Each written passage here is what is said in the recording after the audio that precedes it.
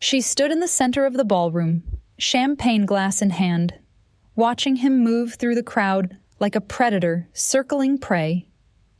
Every woman in the room leaned in when he passed, their laughter too loud, their touches too lingering. But when his dark eyes finally found hers across the sea of designer gowns and expensive suits, she did something no one had ever dared to do. She turned away. What she didn't know was that Dante Moretti, the most powerful mafia boss in the city, a man who'd never been denied anything in his life, had just decided she was worth the chase. And he always got what he wanted. The Crystal Rose Hotel ballroom glittered like something out of a fairy tale. All gold leaf and crystal chandeliers that cast prismatic light across marble floors polished to a mirror shine. Elena Santos adjusted the collar of her catering uniform for the third time, trying to look like she belonged among the servers gliding through the crowd with trays of champagne and hors d'oeuvres that probably cost more than her monthly rent. She didn't belong here, not really. But the agency had called her in last minute when one of their regular staff called in sick, and Elena needed the money too badly to refuse. Nursing school wasn't going to pay for itself, and her scholarship only covered so much.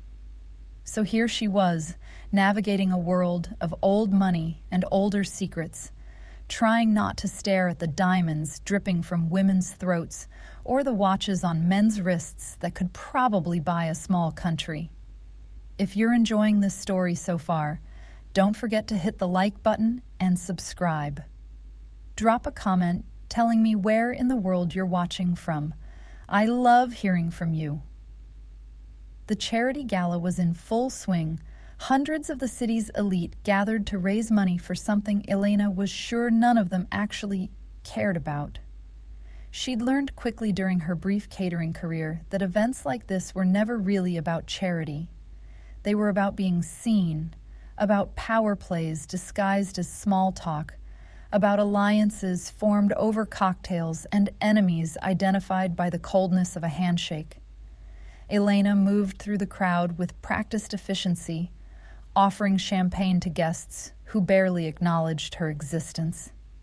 Invisible, that's what service workers were to people like this. Props in their elaborate theater of wealth and influence. She was refilling her tray at the service bar when she first saw him.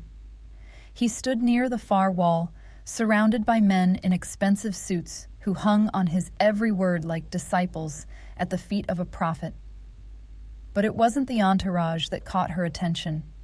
It was the way he held himself, the quiet authority that radiated from him like heat. He was tall, probably 6'2", with dark hair styled in that effortlessly perfect way that probably took his barber an hour to achieve. His suit was black and fit him like it had been sewn directly onto his body by Italian masters who wept at the privilege. Even from across the room, Elena could see the sharp line of his jaw, the aristocratic nose, the kind of face that belonged in Renaissance paintings of warrior princes.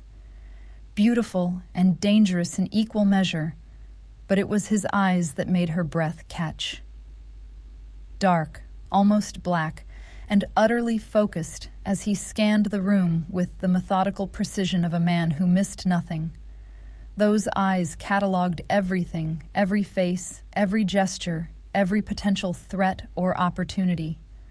When a woman in a red dress that probably cost more than Elena's car approached him, touching his arm with practiced familiarity, he smiled. But the smile never reached his eyes. He was performing, Elena realized, playing a role for an audience that didn't know they were watching a show. "That's Dante Moretti," whispered Sophia, one of the other servers, appearing at Elena's elbow with wide eyes.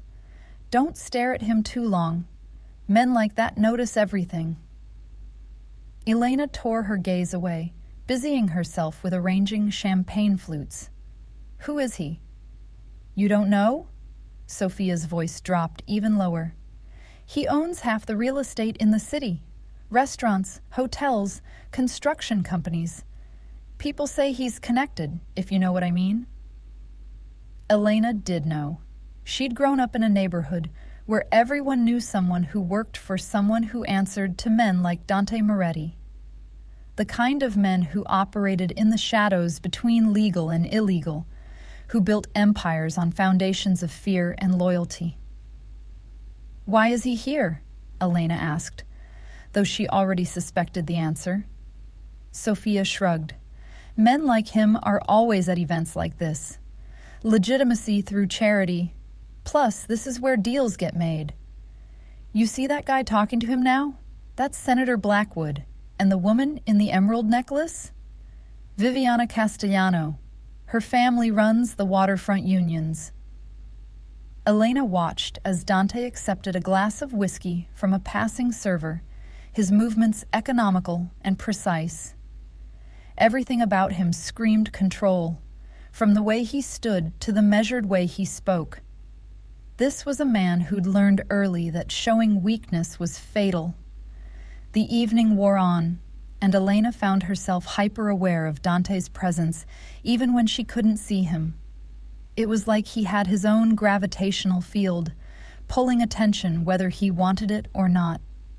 Women circled him constantly, their intentions as transparent as the champagne Elena served.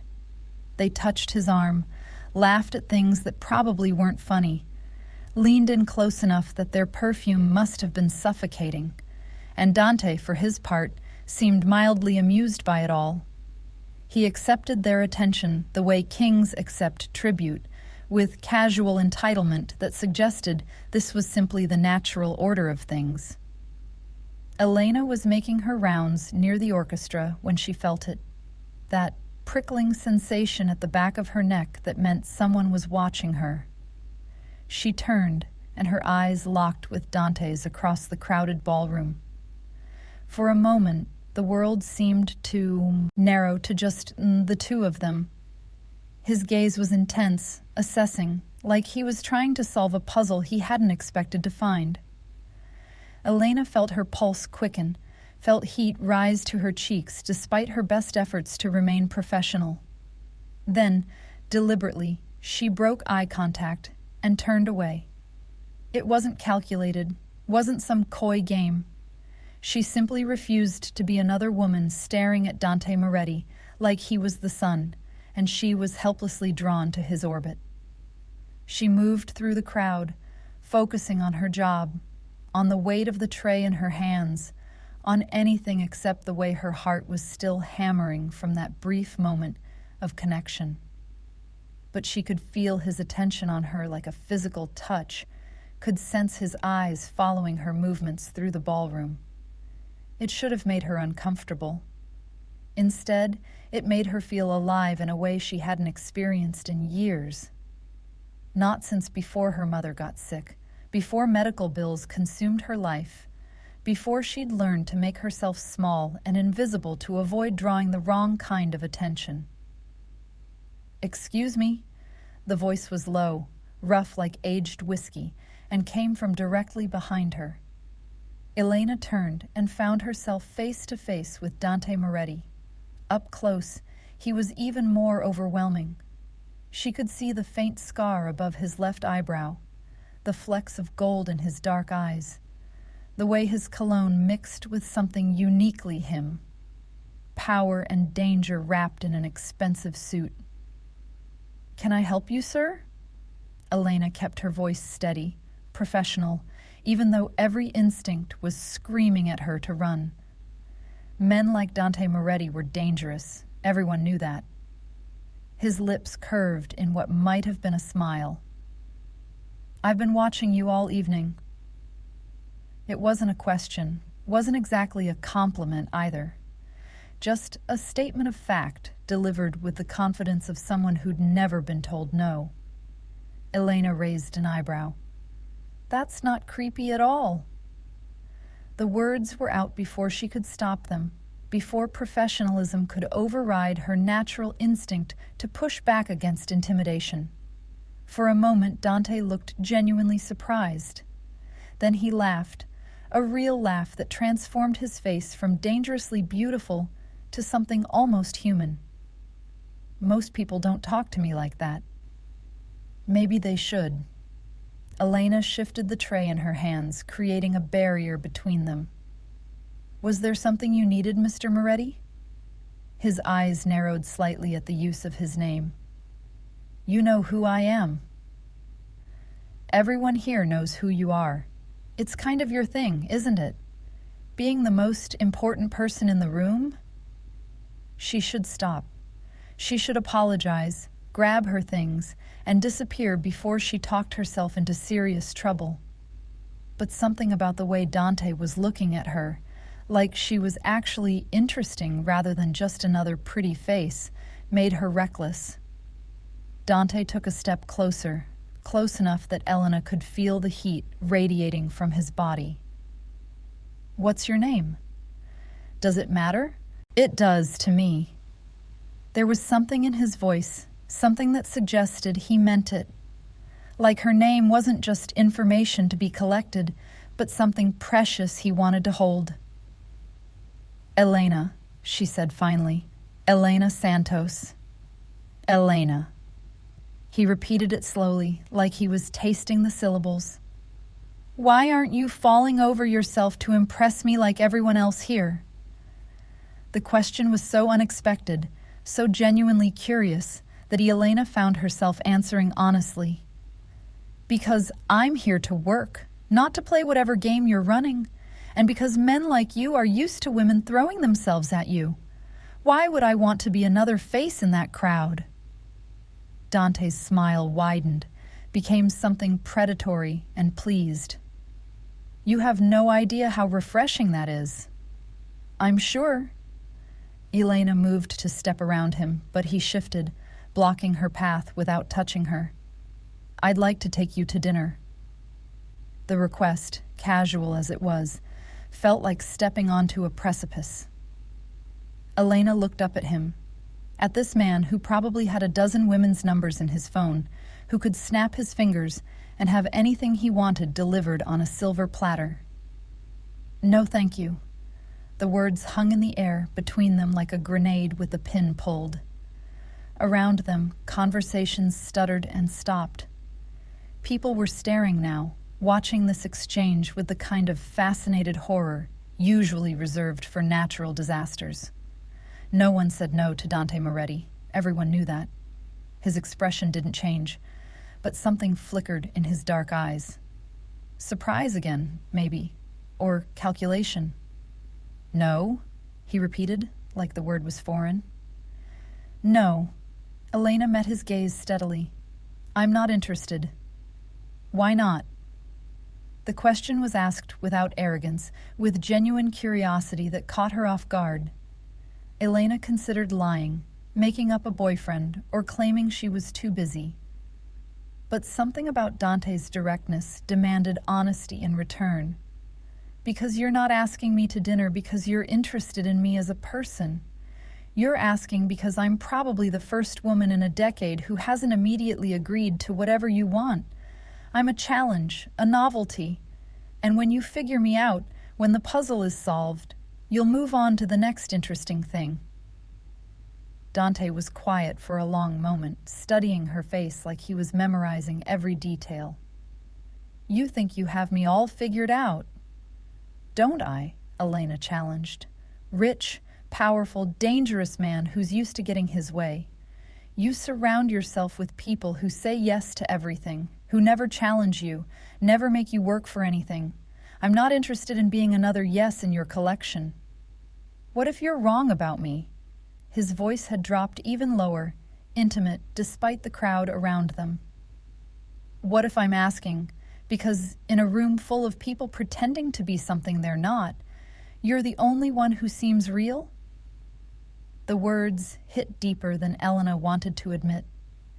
She thought about the mask she wore every day, the way she hid her exhaustion and fear behind competent efficiency. Was she any more real than the people at this gala? Or was she just playing a different role? Then you're looking in the wrong place, she said quietly. I'm not some fairy tale princess waiting to be rescued by a powerful man. I'm a nursing student working 3 jobs to pay for school and medical bills. I live in a studio apartment with water damage and a landlord who ignores my calls. I don't belong in your world, Mr. Moretti, and I have no interest in trying to. She moved past him this time, and he let her go. But Elena could feel his eyes on her back as she disappeared into the crowd, could feel the weight of something changing, shifting, like she'd just set events in motion that couldn't be stopped. She didn't see Dante for the rest of the evening, though she felt his presence like a storm on the horizon. When her shift finally ended at midnight, Elena collected her pay and stepped out into the cool night air, exhausted but relieved. It was over. She'd never see Dante Moretti again, never have to navigate the dangerous pull she'd felt standing close to him. She was halfway to the bus stop when she heard footsteps behind her. Elena's hand instinctively went to the pepper spray on her keychain, a necessary precaution for a woman walking alone at night. But when she turned, it wasn't some random attacker. Dante Moretti stood under a streetlight, his expensive suit jacket gone, his white shirt rolled up to reveal forearms that suggested he did more than just sit in boardrooms. He looked different outside the ballroom. Less polished, more dangerous, real. "Are you following me?" Elena demanded, even as her heart started that traitorous racing again. "Yes." No pretense, no charm, just brutal honesty. "Why?" "Because I can't figure you out."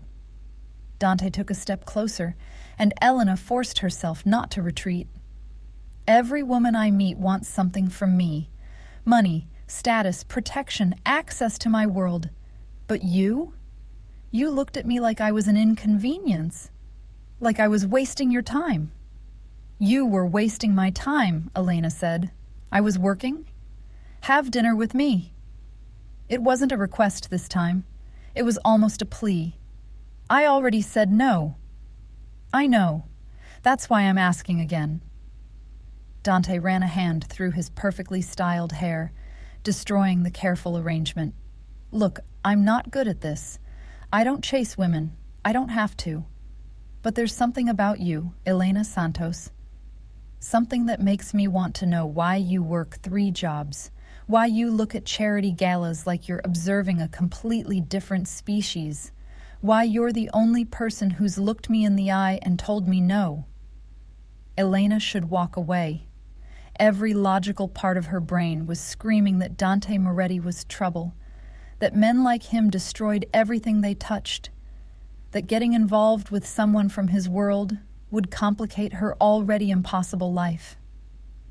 But there was something in his eyes, something vulnerable, beneath all that controlled power that made her hesitate.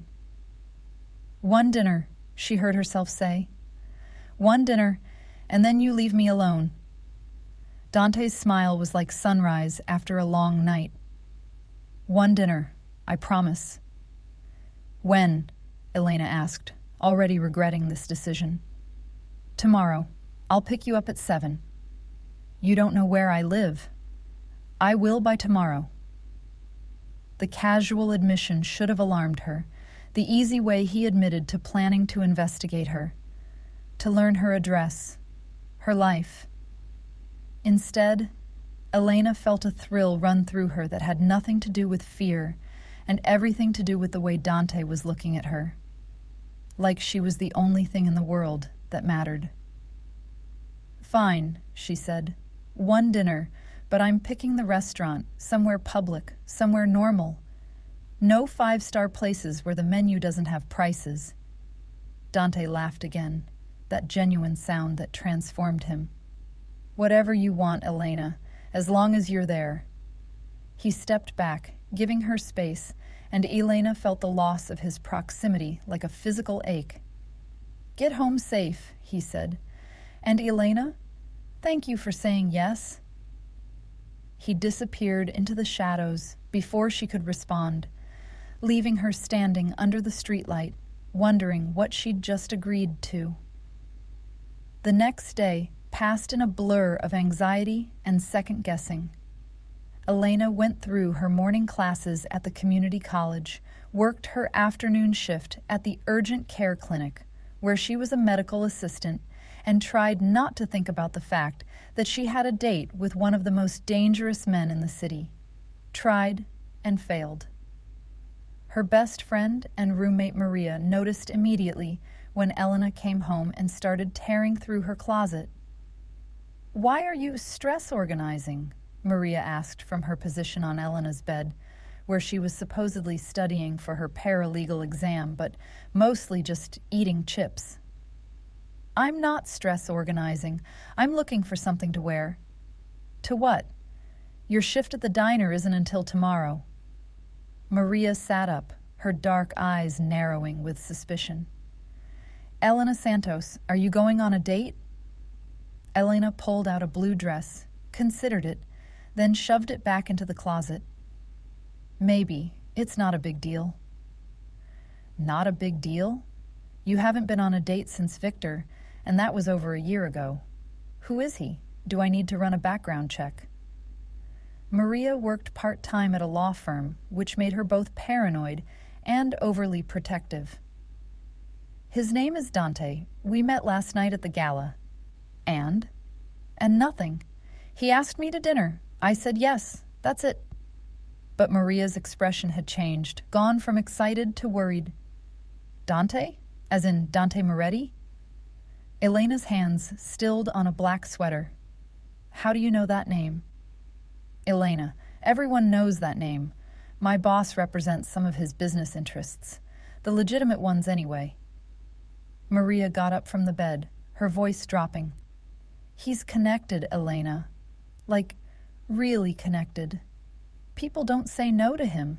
People who cross him tend to disappear." "He's not like that," Elena said, though she had no real basis for the claim. "He was just charming and persistent."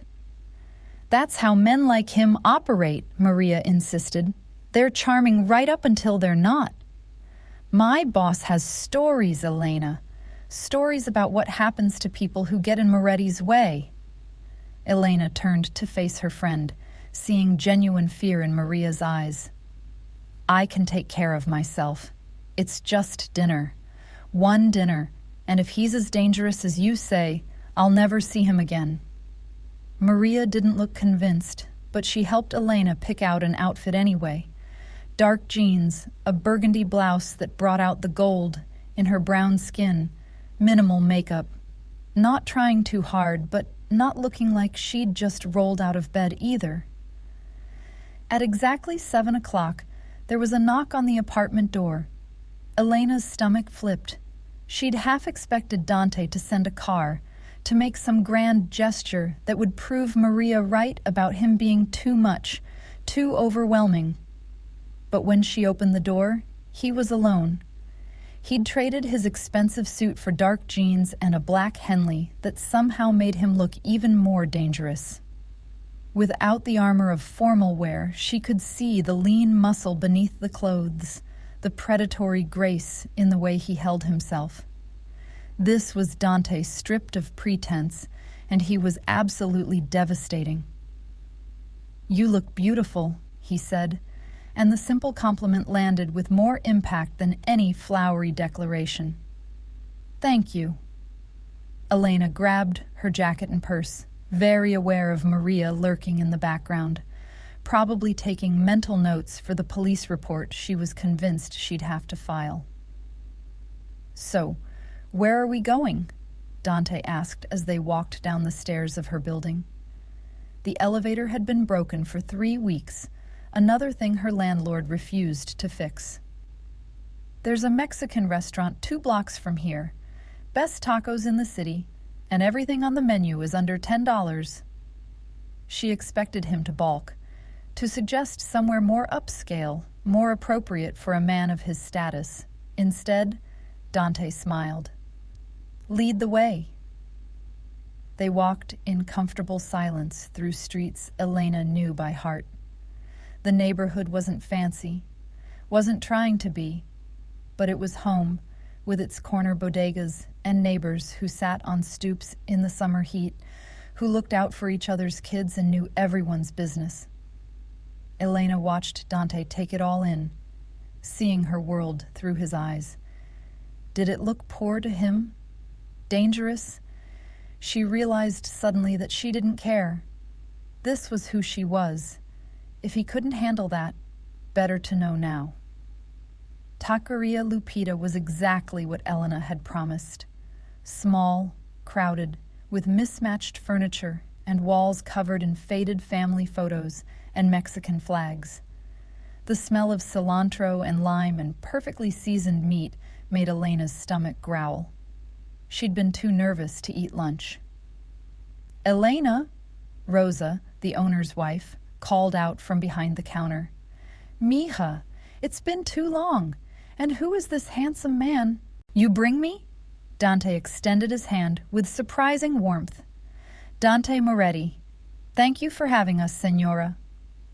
Rosa's eyes widened slightly at the name, but her smile never wavered. "Ah, a Moretti. Your grandfather used to come here, you know. Many years ago. Always ordered the carnitas." Something flickered across Dante's face. Surprise, maybe, or pain. "I didn't know that. Before my time, but my mother-in-law, she told stories. Said he was a good man, your grandfather, fair." Rosa patted his hand. "You have his eyes. Sit. I'll bring you something special." They settled into a booth by the window, and Elena watched Dante look around the restaurant with something like wonder. "You come here often?" he asked. "At least once a week. Rosa's family has owned this place for 40 years. Best food in the neighborhood, and she always makes sure the local kids have something to eat, even if their families are struggling." "You admire that," Dante observed, "the community taking care of its own." "Don't you?" Elena challenged. "Isn't that what your world is built on? Loyalty, family, taking care of your people?" "Yes, but the methods are different." His voice had gone dark. "The price is different." Before Elena could respond, Rosa appeared with plates piled high with tacos, rice, beans, and fresh tortillas. The food was incredible, and for a while they ate in silence, letting the flavors speak for themselves.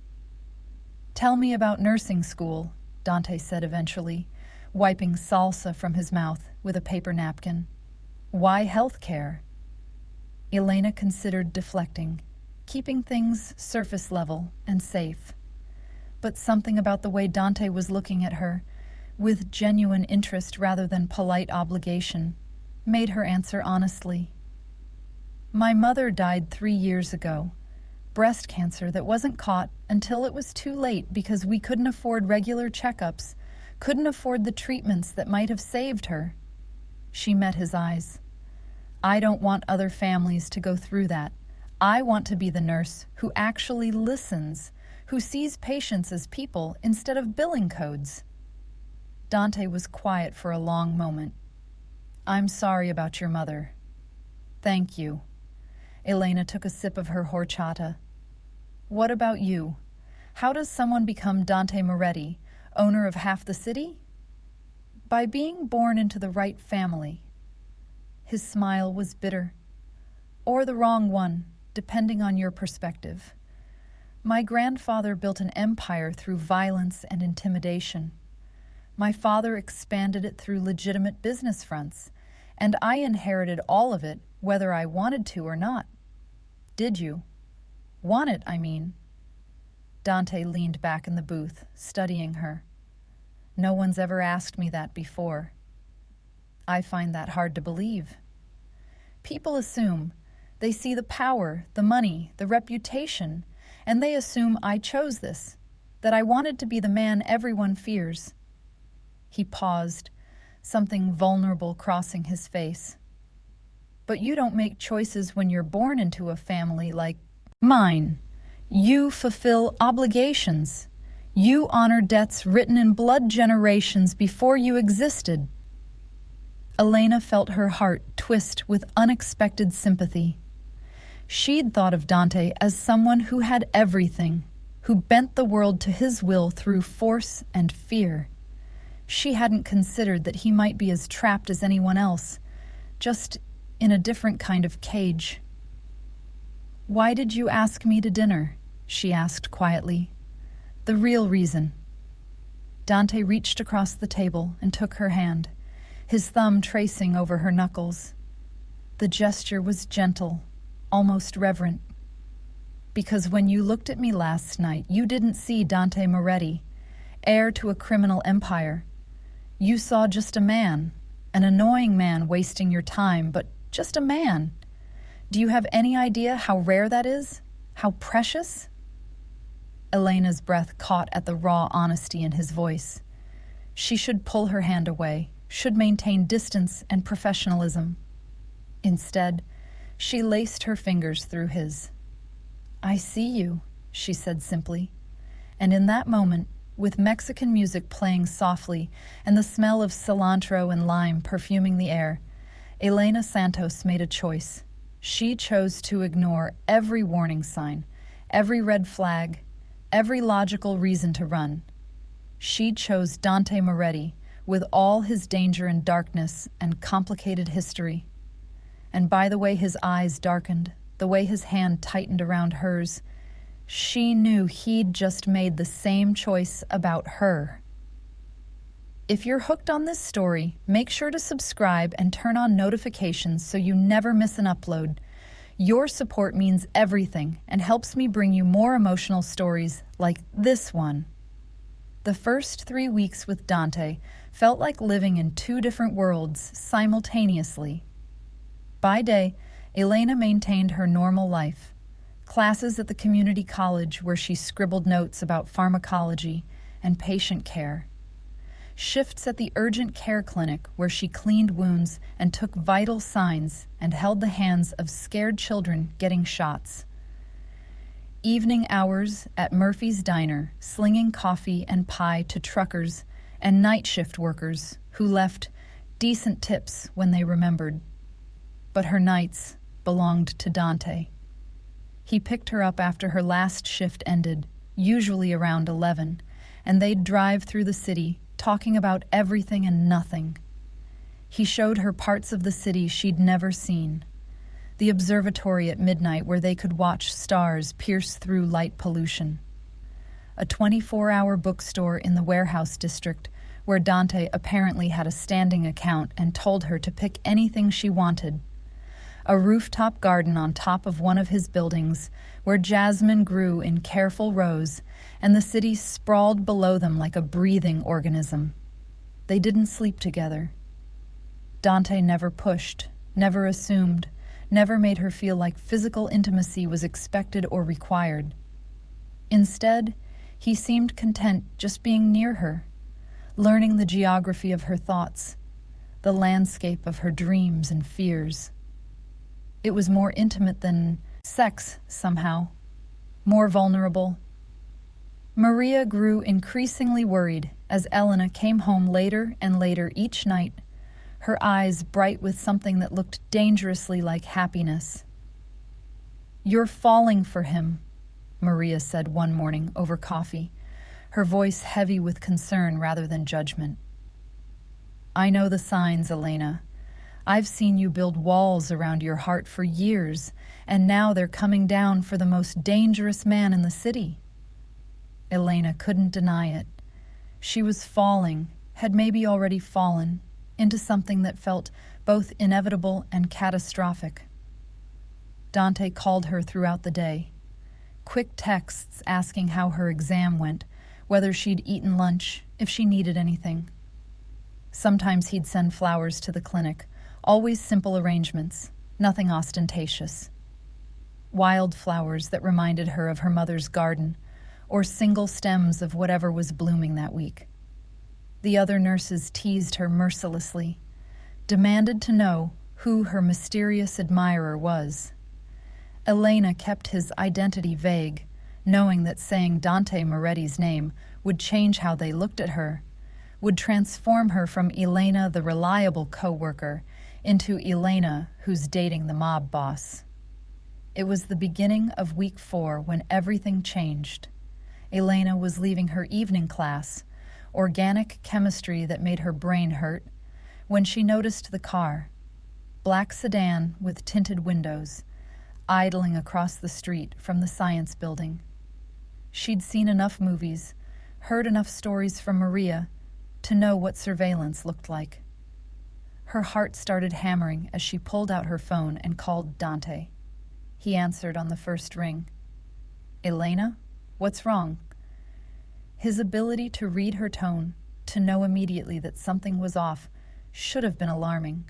Instead, it made her feel protected. "There's a car following me," she said quietly, trying to keep her voice steady as she walked toward the bus stop. Black sedan, tinted windows. It's been there for at least 20 minutes. A pause on the other end. Then Dante's voice, harder now, commanding. "Stay on the phone with me. Don't get on the bus. Walk to the coffee shop on the corner of 5th and Madison. I'll be there in 10 minutes. "Dante, I'm probably being paranoid. It's probably nothing." "It's not nothing. Move, Elena. Now." The authority in his voice triggered something instinctive in her, some ancient part of her brain that recognized a predator protecting its mate. Elena changed direction, heading for the coffee shop while keeping the phone pressed to her ear. Behind her, she heard a car door open, footsteps on pavement. "Someone's following me on foot now," she said, her calm surprising even herself. Medical training kicking in, the ability to stay functional in a crisis. Male, maybe 6 feet, dark jacket. Should I run? No. Running triggers chase instinct. Keep walking normally. I'm 5 minutes away. Dante's voice was steady, grounding. "Tell me about your day. Tell me something that happened in class." The request was so unexpected that Elena almost laughed. But she understood what he was doing, keeping her talking, keeping her present and focused instead of spiraling into panic. "We learned about pharmacokinetics," she said, aware of how ridiculous it sounded given the circumstances. How drugs move through the body, how they're absorbed and metabolized. Professor Chen made this terrible joke about drug half-lives being like bad relationships. Half of what you need, twice as long as they should last. She heard Dante laugh, tight and stressed, but genuine. "That's actually pretty good." It really wasn't. Elena reached the coffee shop, pulled open the door, and stepped into blessed warmth and the smell of roasted beans. The place was moderately crowded, enough witnesses to make an attack unlikely. She took a seat near the window where she could watch the street. The man in the dark jacket had stopped across the street, talking on his phone, not even pretending to be subtle anymore. "I see him," Elena said quietly. "He's not hiding the fact that he's watching me." "I know. I'm pulling up now." Sure enough, Dante's black SUV appeared, and the man across the street immediately retreated, disappearing around a corner before Dante could get a clear look at him. Dante entered the coffee shop like a storm given human form. His face was carefully neutral, but Elena could see the fury in the tension of his shoulders, the way his hands flexed like he was imagining them wrapped around someone's throat. He slid into the booth across from her and took her hands, examining her like he was checking for injuries. "Are you okay?" His voice was gentle despite the violence radiating from every line of his body. "I'm fine. He didn't touch me, didn't even get close. But Dante, who was that? Why would someone be following me?" Dante's jaw clenched. "Because they know you matter to me. Because in my world, everything you care about becomes a target." He pulled out his phone, typed out a quick message. I'm having Marco run the plates on that sedan. We'll know who sent them by morning." Marco? Elena remembered the name from things Dante had mentioned. His consigliere, his right hand, the man who handled problems that required permanent solutions. My advisor. He manages security, among other things. Dante's thumb traced over her knuckles. I should have anticipated this. Should have put protection on you sooner. Protection? Dante, I don't need bodyguards following me around campus. I have a normal life. I can't just... Your normal life just became dangerous because of me. The words came out harsh, self-recriminating. People know we're seeing each other, know that you're important to me. That makes you leverage, Elena, a weakness they can exploit. The brutal honesty of it hit Elena like cold water. She'd been so caught up in the romance of late-night drives and stolen kisses and feeling cherished for the first time in years that she'd forgotten the reality of who Dante was, what his world demanded. Maybe we should stop seeing each other, she heard herself say, even as everything in her rebelled against the words. Maybe this was a mistake. Dante's expression went carefully blank, the kind of emptiness that spoke of profound emotion locked down tight.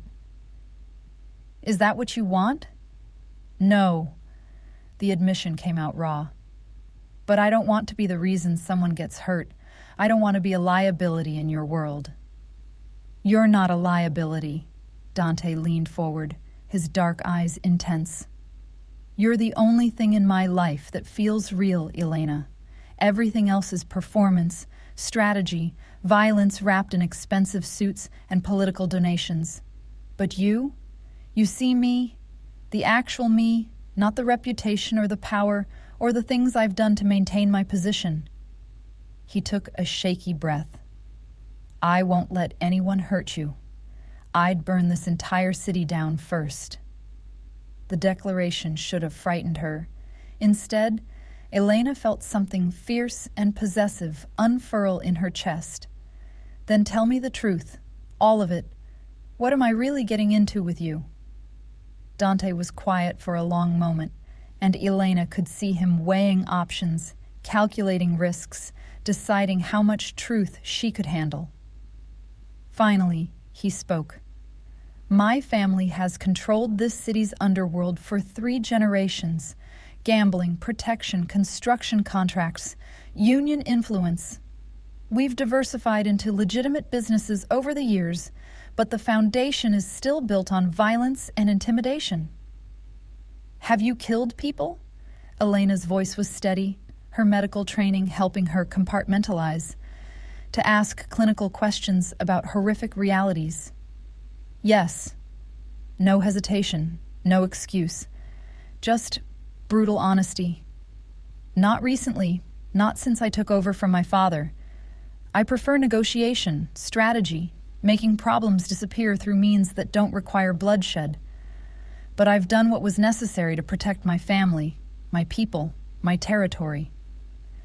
Elena absorbed this, turning it over in her mind like a diagnosis she was trying to understand. And the people following me, they're from a rival family? Most likely the Calabrese organization. They've been pushing into our territory for months, testing boundaries, looking for weaknesses. Dante's expression hardened. They found one. You. So, what happens now? Now I make it clear that touching you means war, that you're under my protection, and anyone who threatens you threatens everything I've built. The cold certainty in his voice sent shivers down Elena's spine. And if they don't listen, then we remind them why the Moretti family has held power for so long. Dante stood, extending his hand. Come on, you're staying with me tonight. It's not safe at your apartment until we know the scope of this situation. Elena should have refused, should have insisted on maintaining her independence, on not letting Dante's world swallow hers completely. But the memory of footsteps behind her, of being hunted, through streets she'd always considered safe, made the decision easy. She took his hand. Dante's penthouse occupied the entire top floor of a building in the financial district, all floor-to-ceiling windows and minimalist furniture that probably cost more than Elena's student loans. But it was the security that struck her. Cameras, reinforced doors, a panic room visible through a partially open door. This wasn't just luxury. It was a fortress. "Guest room is down the hall," Dante said, setting her bag down. "You'll have privacy space. I'm not assuming anything, Elena." But Elena didn't want space, didn't want to be alone with her thoughts and fears and the reality of how drastically her life had just shifted. "Stay with me," she said quietly. "Just stay. I don't want to be alone right now." Something vulnerable crossed Dante's face. "Are you sure?" In answer, Elena took his hand and led him to the massive sectional sofa overlooking the city. They settled into the cushions, and Dante pulled her against his chest, his heartbeat steady beneath her ear. "Tell me something true," Elena said. "Something you've never told anyone else." Dante was quiet for so long she thought he might not answer. Then, "Sometimes I hate what I am, what I've become. I look at men like your professors, your co-workers, people with normal jobs and normal problems, and I envy them. They get to choose who they love without putting targets on those people's backs." "You could choose differently," Elena said, though she already knew what his answer would be. "Could you? If your mother was still alive, if she needed expensive treatment that your insurance wouldn't cover, would you choose poverty over doing whatever it took to save her?" The question hit with surgical precision. Elena thought about those desperate months before her mother died, the calculations she'd made about which bills to pay, which medications they could afford to skip. Would she have made different choices if she'd had Dante's resources, his connections, his willingness to exist outside the law? "I don't know," she admitted. "Probably not." "That's the thing people don't understand about this life," Dante said. "Most of us didn't choose it. We inherited it, or circumstances forced us into it, or we made one bad decision that led to another until suddenly we were too deep to climb out." His hand traced patterns on her arm. "But meeting you, Elena, that's the first choice I've made in years that feels right. That feels like mine." Elena tilted her head up to look at him. In the low light from the city below, Dante looked younger, less guarded. "I'm falling for you," she said, the confession escaping before she could stop it. "I know it's crazy and probably stupid and definitely dangerous, but I am. I'm falling for you, Dante Moretti, and I don't know how to stop." Dante's kiss was gentle, reverent, like she was something precious and breakable. "Don't stop," he whispered against her lips. "God, Elena, please, don't stop." They made love slowly, carefully, learning the geography of each other's bodies with the attention of cartographers mapping undiscovered territory.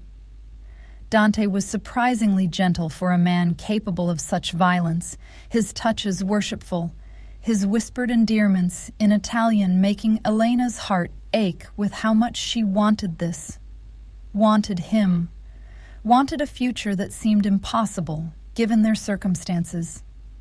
Afterward, wrapped in Egyptian cotton sheets, Elena traced the scars on Dante's chest. "Tell me about these." "Reminders," he said, "of times I wasn't fast enough, wasn't careful enough, of people who thought they could take what was mine." "Does it ever stop? The violence, the danger, the constant looking over your shoulder?" "No." Dante's honesty was brutal. "This is my world, Elena. It's beautiful and terrible, and there's no retirement plan. I can minimize risks, be strategic instead of reckless, but I can't make it safe. Not completely." Elena absorbed this, the reality settling over her like weight. "Then we make it worth it," she said finally. "Whatever time we have, however long this lasts, we make every moment worth the risk." Dante pulled her closer, his face buried in her hair. "I don't deserve you." "Probably not," Elena agreed, making him laugh. "But you're stuck with me anyway." They fell asleep, tangled together, and for a few hours, Elena let herself believe that love could be enough, that wanting something badly enough could make it work despite impossible odds. She should have known better. The call came at 3 a.m, Dante's phone buzzing insistently until he extracted himself from Elena's embrace and answered it with a terseness that suggested bad news. Elena watched his expression shift from sleepy to alert to something darker, more dangerous. "When?" A pause. "How many?" Another pause, longer this time. "I'll be there in 20 minutes. Yes, bring Marco, and get Elena's friend on the phone." Elena sat up, ice flooding her veins. "What happened? Is Maria okay?" Dante turned to her, his face carefully neutral in that way that meant he was managing crisis. "Maria's fine. She's at the police station downtown." "The police station? Why? What happened?" "Your apartment was broken into, tossed completely. Maria came home from her night class and surprised them." Dante sat on the edge of the bed, taking Elena's hands. "She's not hurt, but she's scared. They want to talk to you both." Elena was already moving, grabbing clothes, pulling them on with shaking hands. "This is about me, about us. They were looking for something or sending a message. Most likely." Dante's calm was infuriating and necessary in equal measure. But it could also be random, coincidental. We don't know yet. "In your world, is anything ever coincidental?" Elena's voice came out sharper than intended. "Is anything ever just bad luck instead of calculated intimidation?" Dante stood, pulled her into his arms despite her resistance. "No," he admitted. "In my world, everything is connected. Every action has ripples, consequences, debts that come due." He pulled back, cupped her face. "But I will handle this, Elena. I will find who did this and make sure they understand the cost of threatening what's mine." The possessiveness should have rankled. Instead, Elena leaned into it, into the promise of protection, even as she recognized how quickly she was becoming dependent on it. The police station was fluorescent bright and smelled like bad coffee and bureaucracy. Maria sat in an interview room, her eyes red from crying, mascara smudged down her cheeks. When she saw Elena, she burst into fresh tears. "I'm so sorry. I shouldn't have gone in. I should have called the police first, but I thought maybe you'd come home early and forgotten to lock the door and—" "Hey, it's okay." Elena pulled her friend into a fierce hug. "You're safe. That's all that matters." Over Maria's shoulder, Elena watched Dante talk to the detective handling the case. Money changed hands subtly. Not quite a bribe, but not quite legal either. Whatever Dante said made the detective's expression shift from suspicious to cooperative. "Your boyfriend's scary," Maria whispered. "Like really scary. He walked in here and suddenly everyone's treating us like VIPs instead of victims of a random break-in." "He has influence," Elena said carefully. "He has power," Maria corrected. "The kind of power that makes cops nervous and criminals disappear." "Elena, are you sure you know what you're doing?" No, Elena thought. She had no idea what she was doing. She was a nursing student from a working-class neighborhood, falling in love with a man who solved problems with violence and intimidation. She was compromising everything she'd believed about herself, about the kind of person she wanted to be. But when Dante finished with the detective and came to her, his eyes checking her over for injuries, even though he knew she hadn't been there during the break-in. Elena felt something settle in her chest. Right or wrong, dangerous or safe, she'd made her choice. "Let's go home," Dante said, and Elena didn't correct him when he meant his penthouse instead of her destroyed apartment. Because somewhere in the last few weeks, home had stopped being a place and started being a person, and that terrified her more than any threat from rival crime families. The ride back was silent, heavy with unspoken fears and dawning realization of what being together really meant. Maria had insisted on staying with her parents for a few days, and Elena couldn't blame her. She'd dragged her innocent friend into a war zone through no fault except being Elena's roommate. When they reached the penthouse, dawn was breaking over the city, painting everything gold and pink like the world wasn't falling apart. Dante made coffee while Elena stood at the window, watching the city wake up. "I can't keep doing this," she said quietly. "Can't keep pretending that we're just two people falling in love. Can't ignore what you are, what your world demands." Dante set down his coffee cup, the clink of ceramic against marble sharp in the silence. "What are you saying?" "I'm saying I need to know what staying with you really means. Not the sanitized version, not the romantic idea of it. The actual reality." Elena turned to face him. "If I choose you, Dante, if I choose this life, what am I signing up for? What will I become?" The question hung between them, heavy with implications. And as Dante looked at her with something like grief in his dark eyes, Elena realized he might not have an answer that wouldn't destroy them both. Dante was quiet for a long time, his dark eyes searching hers like he was trying to memorize her face before everything changed. When he finally spoke, his voice carried the weight of confession. "If you stay with me, you will learn to live with contradictions. You will hold someone's hand in a hospital room, comfort them through their worst moments, and then come home to a man whose hands have ended lives. You will believe in healing while loving someone built for destruction." He moved closer, but didn't touch her.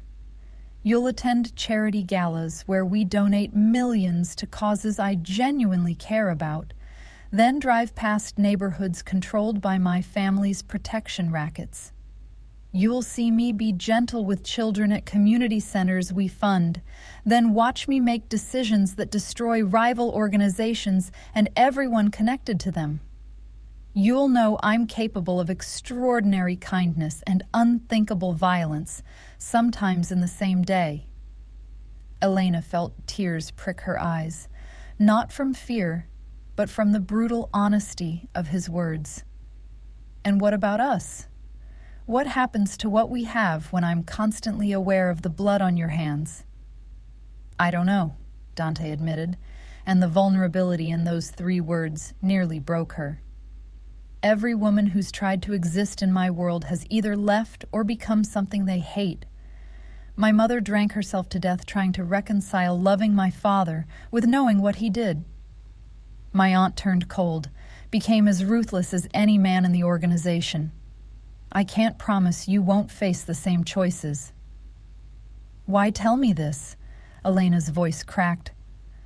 "Why not just let me fall deeper? Make it harder to leave?"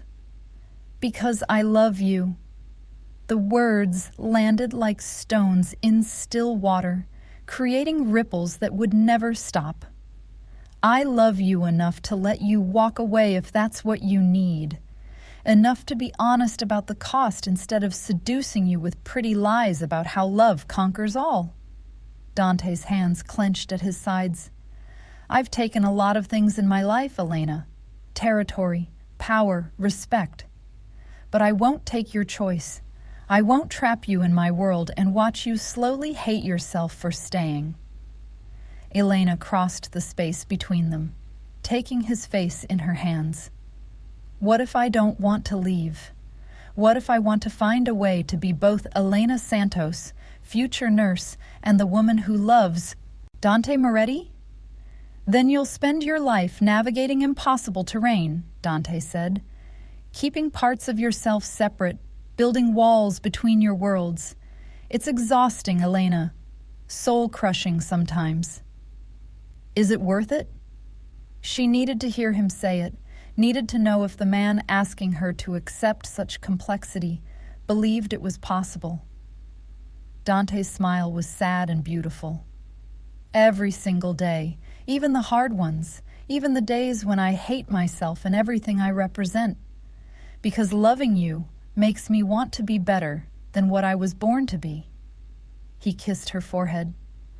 But wanting and achieving are different things. I'm still going to make decisions you can't support. Still going to protect my family through methods you'll find morally reprehensible.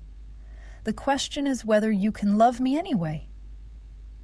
Elena thought about her mother, about the compromises she'd watched her make to keep food on the table and a roof over their heads.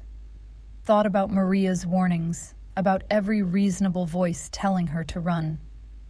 And then she thought about how Dante looked at her like she was the answer to questions he'd stopped asking. How he made her feel powerful and protected and seen in ways she'd never experienced. I can't promise I won't struggle with it, she said finally. Can't promise there won't be nights I question everything. But yes, I can love you anyway. I already do. The kiss was different this time. Desperate and relieved, and tinged with the knowledge that they'd just committed to something that would test them in ways neither could fully anticipate. When they broke apart, Dante pressed his forehead to hers. There's something you need to see, something that will help you understand what you're really choosing. He led her to his office, a room Elena had glimpsed but never entered. The walls were lined with files, ledgers, photographs that painted a comprehensive picture of his empire. Dante pulled out a leather-bound journal, its pages worn from handling. This was my grandfather's, he said, opening it to reveal handwritten entries in Italian. He started it when he was 19, fresh off the boat from Sicily, with nothing but the clothes on his back and a willingness to do whatever it took to survive. Dante translated as he read. He writes about the first time he had to hurt someone, a shopkeeper who refused to pay protection money. My grandfather beat him badly enough to hospitalize him, then went home and vomited for hours. Wrote that he felt like he'd left part of his soul in that alley. Elena listened as Dante continued reading, revealing a man torn between necessity and morality, between providing for his family and maintaining his humanity. He never stopped feeling it, Dante said softly. Every violent act, every moral compromise. He felt all of it, carried the weight of it, until it killed him at 53. Heart attack, the doctors said. But I think it was guilt that stopped his heart. Why are you showing me this? Elena asked. Because I want you to understand that the men in my family aren't monsters. We're humans making impossible choices and living with the consequences. My grandfather built something that fed hundreds of families, that gave immigrants like him a foothold in a country that didn't want them. But the cost was measured in broken bones and bloodshed. Both things are true simultaneously. Dante closed the journal carefully. That's what you're choosing, Elena. Not a villain from a movie, but a flawed man trying to honor debts written before he was born while building something that might outlast the violence that created it. Before Elena could respond, Dante's phone rang. Marco's name flashed on the screen. Dante answered, his expression shifting as he listened. Are you certain? All of them? A pause. No, don't move without me. I'll be there in 30 minutes. He hung up and turned to Elena, something dark and determined in his eyes. They found the people who broke into your apartment, Calabrese soldiers, as suspected. They're at one of our warehouses waiting for me to decide what happens next. Elena's stomach churned. This was it. The moment where Dante's world stopped being abstract and became viscerally real. What are you going to do? What I have to do. Send a message that you're untouchable, that threatening you means declaring war on my entire organization. Dante's voice was cold, professional. The man she'd made love to hours ago was gone, replaced by something harder, more ruthless. I need to go. I'm coming with you. The words surprised them both. Dante shook his head. Elena, no. You don't need to see this. Yes, I do. Elena's voice was steady, despite her racing heart. If I'm choosing this life, choosing you, then I need to understand what that really means. Not the sanitized version, the actual reality. Dante studied her face, clearly weighing whether exposing her to this side of his world would destroy what they'd built. Finally, he nodded. Okay, but if at any point you want to leave, you tell me. No judgment, no questions. The warehouse was in the industrial district, surrounded by chain-link fencing and security cameras. Inside, 3 men sat bound to chairs, their faces already showing signs of Marco's preliminary interrogation. Blood and fear hung heavy in the air. Elena forced herself to look at them, to not turn away from this reality. Marco approached as they entered, his expression carefully neutral. Dante, I wasn't expecting company. His eyes flicked to Elena, with something that might have been concern or disapproval. Elena wanted to see what we do here, Dante said. She deserves to know what she's committing to. He approached the bound men with predatory grace. Gentlemen, I understand you've been conducting unauthorized operations in my territory, specifically terrorizing a young woman under my protection. One of the men, older with a scar bisecting his eyebrow, spat blood at Dante's feet. We were following orders. Calabrese wanted to send a message about boundaries, about how your organization is getting soft. Soft? Dante's smile was razor sharp. Is that what you think? That because I prefer negotiation to violence, because I've been trying to legitimize our operations, that means I've lost my edge? He crouched in front of the man. Let me explain something about boundaries. There are things in this world I'm willing to compromise on. Territory, percentages, spheres of influence. But the people I love, they exist outside negotiation. They are the line no one crosses without consequences. Elena watched Dante transform, saw the careful control he usually maintained slip away to reveal something ancient and dangerous underneath. This was the man his enemies feared, the reason the Moretti name commanded respect across the entire city. What do you want us to do, boss? Marco asked, and Elena realized with creeping horror that he was asking whether these men would leave the warehouse alive. Dante stood, brushing invisible dust from his pants. For a long moment, he was silent, and Elena could see the calculation happening behind his eyes. Then he looked at her, and something in his expression shifted.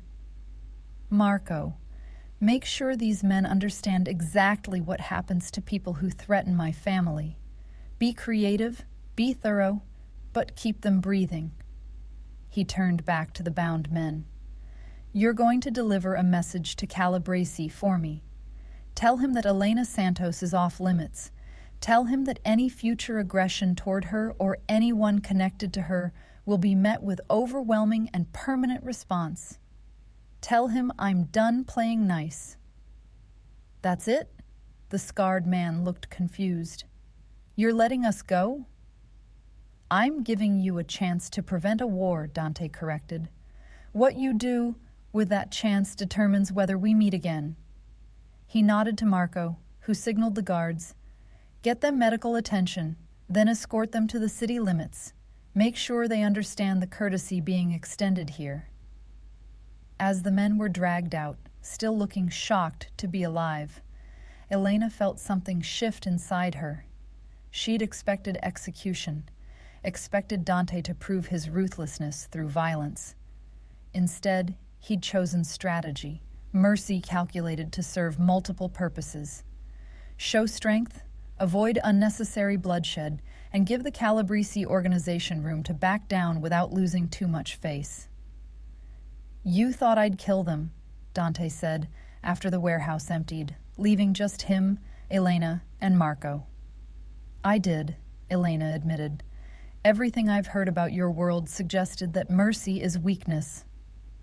"Sometimes it is," Marco interjected. "This decision might haunt us, might make us look soft when we need to look strong." Dante's expression hardened. "Then that's on me. But I'm tired of perpetuating cycles of violence that started before any of us were born. If showing mercy costs me reputation, I'll rebuild it. But I won't become a monster to maintain power. Not anymore." Elena understood then what Dante had been trying to tell her all along. He existed in constant tension between what his position demanded and what his conscience could bear. Every decision was a negotiation with himself, with the legacy he'd inherited, with the future he was trying to build. As they drove back to the penthouse, Elena's hand found Dante's. "Thank you," she said quietly, "for letting me see that, for showing me that your world isn't just black and white, good and evil. It's complicated and messy and full of impossible choices. Does it change how you feel about me?" The vulnerability in Dante's voice broke her heart. "Yes," Elena said honestly, "but not in the way you think. It makes me love you more, because I see you trying, see you fighting against becoming what everyone expects you to be. That takes more strength than just accepting the violence."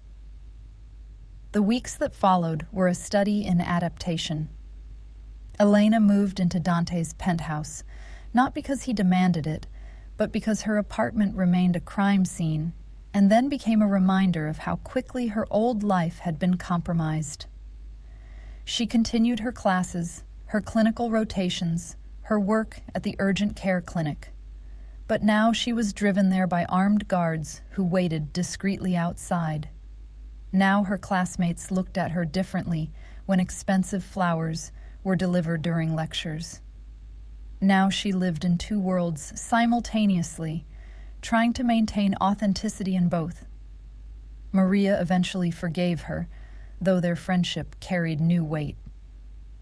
"Just promise me you know what you're doing," Maria said, over coffee at their old haunt.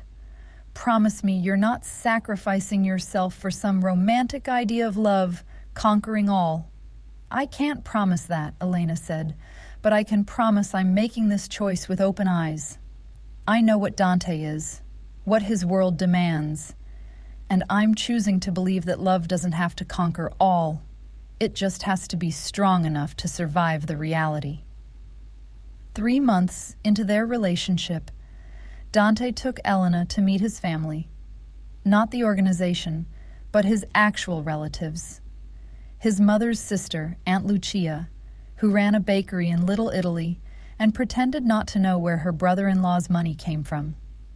His cousin Sophia, a defense attorney who'd chosen to work within the system rather than against it.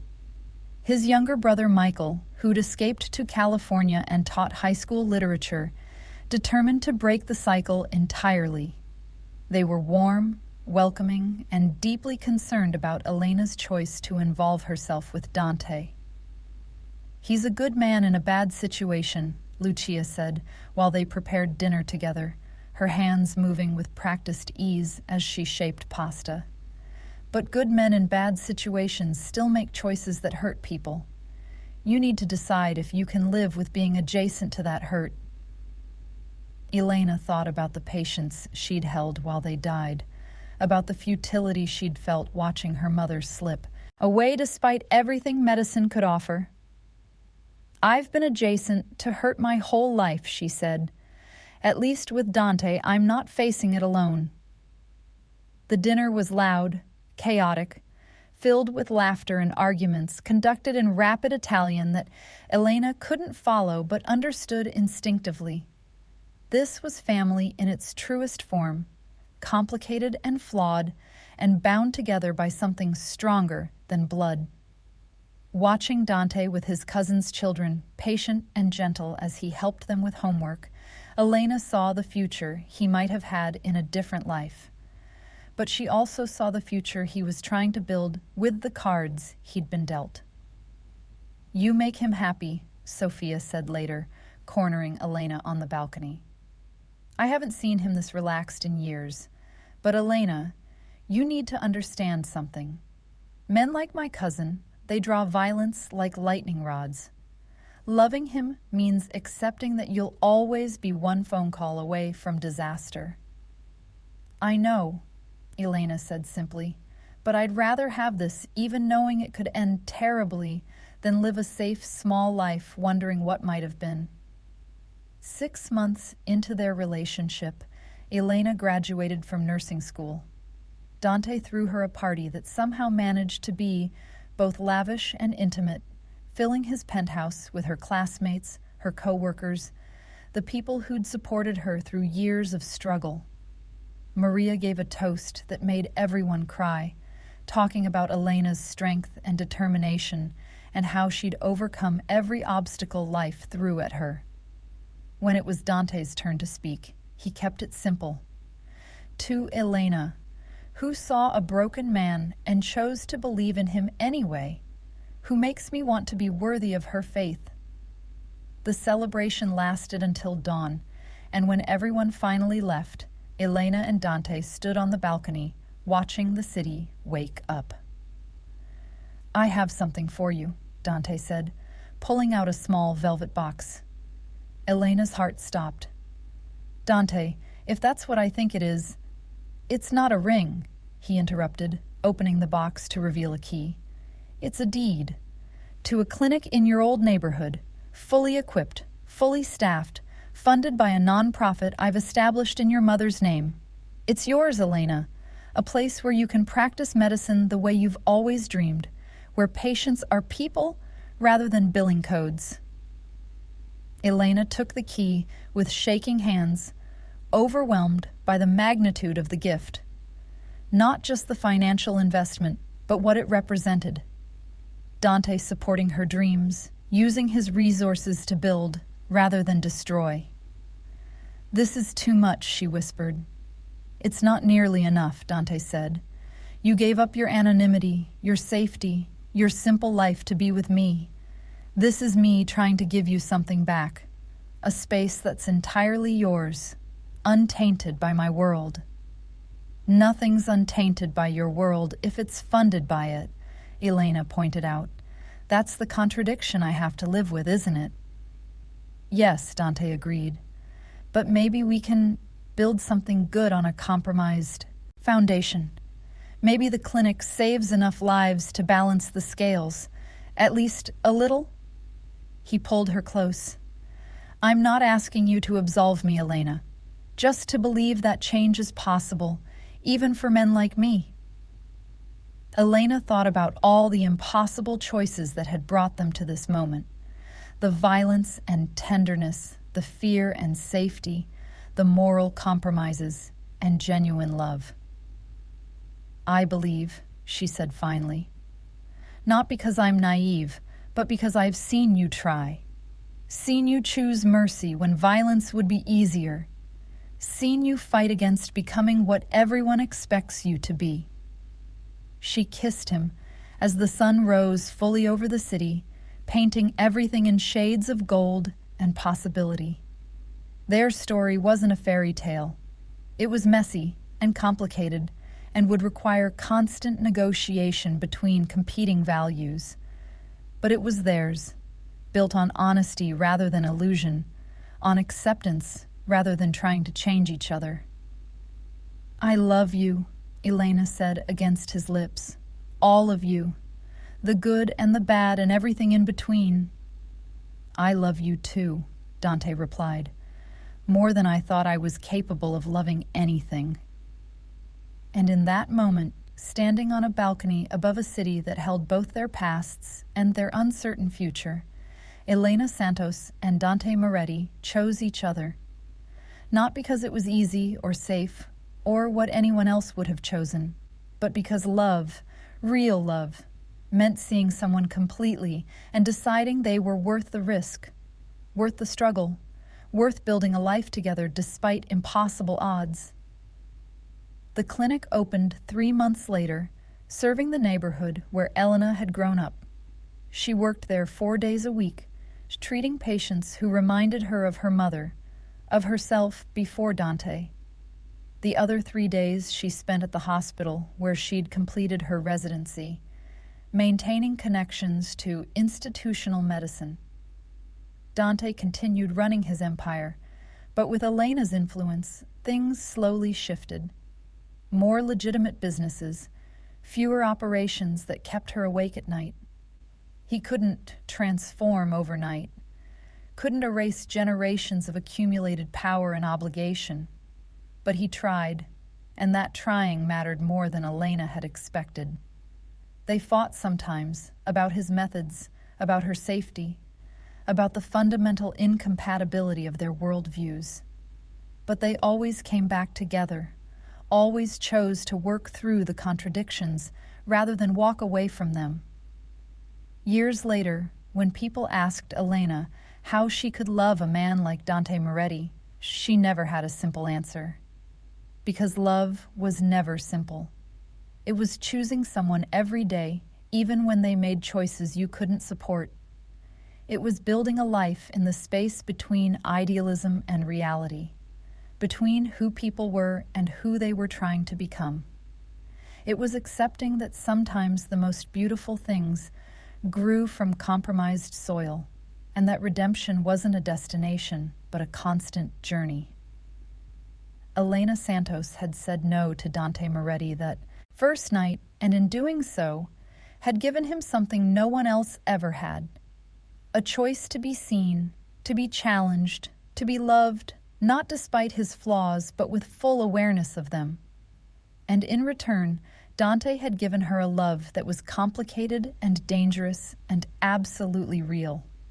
Not the love of fairy tales, but something better. Something earned through honesty, tested through adversity, and built to last through whatever came next. And for Elena, that was more than enough. Thank you so much for watching until the end. If you loved this story, check out the other videos on your screen now. I think you'll really enjoy them. And don't forget to subscribe if you haven't already. See you in the next story.